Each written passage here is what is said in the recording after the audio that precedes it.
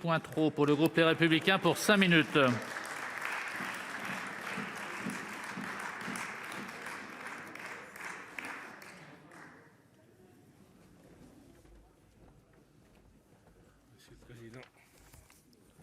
Monsieur le Président, Madame la Ministre, Monsieur le rapporteur, mes chers collègues, nous examinons aujourd'hui une proposition de loi que j'ai déposée avec l'appui de plus de 80 sénatrices et sénateurs le 18 décembre 2019. Et sans vouloir refaire la genèse de cette initiative, je souhaite tout de même indiquer qu'elle émane du terrain, de nos collègues élus locaux qui sont excédés face aux changements permanents du cadre juridique des règles et documents d'urbanisme locaux. Cette proposition de loi, qui aurait pu se transformer en simple amendement, reflète parfaitement le manque d'information que subissent nos collègues de terrain.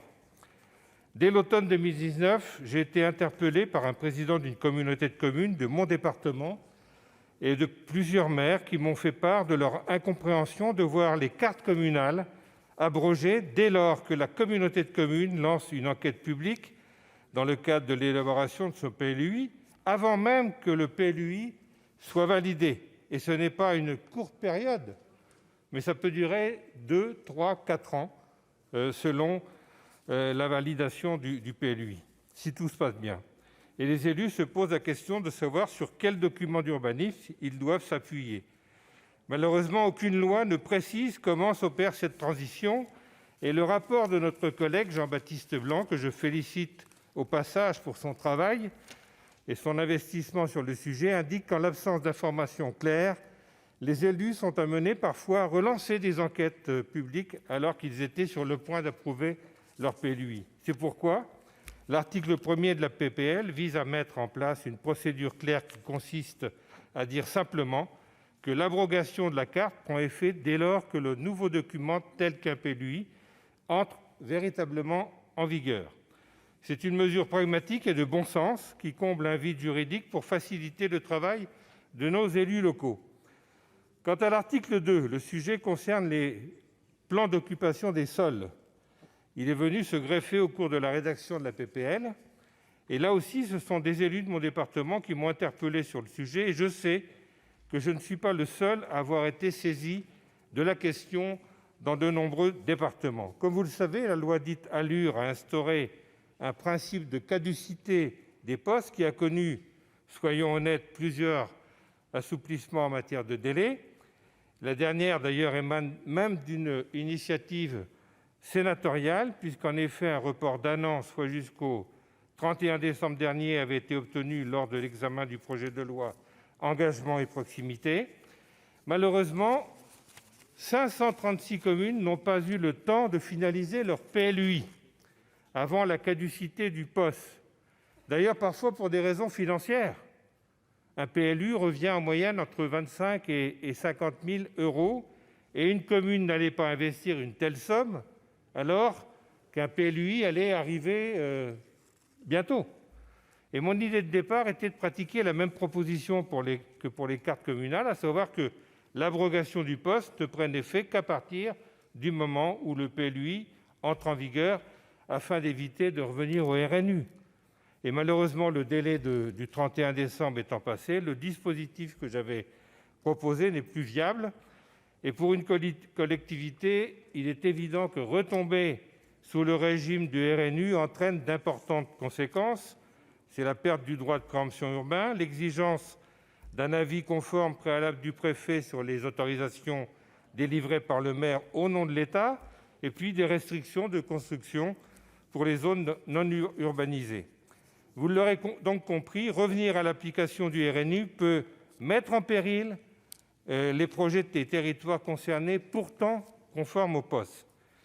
C'est pourquoi il nous appartenait de leur venir en aide.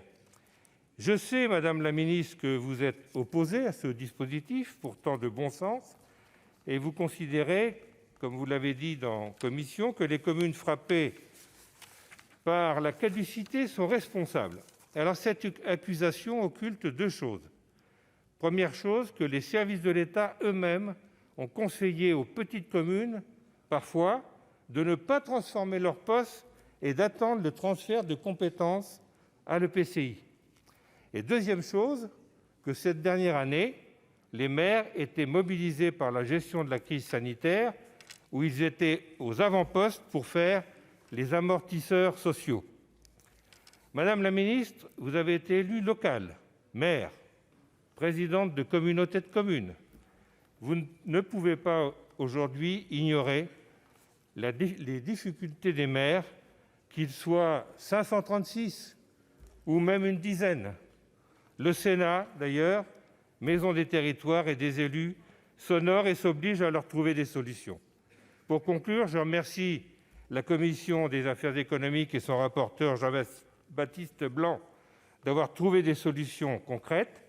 Mes chers collègues, je vous demande de voter massivement cette PPL qui aurait pu être déposée par chacun d'entre vous, quelle que soit la famille politique à laquelle vous appartenez, car elle ne se soucie que d'une chose, apporter de l'assouplissement, de la simplification pour accompagner nos élus locaux.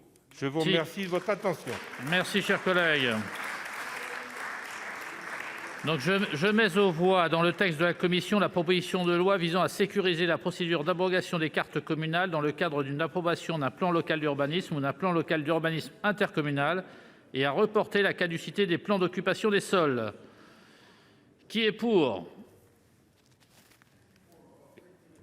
Qui est contre? Qui s'abstient? La proposition de loi est adoptée. Je vous remercie. Merci, Madame la Ministre. Donc, nous allons changer de ministre. Comment ?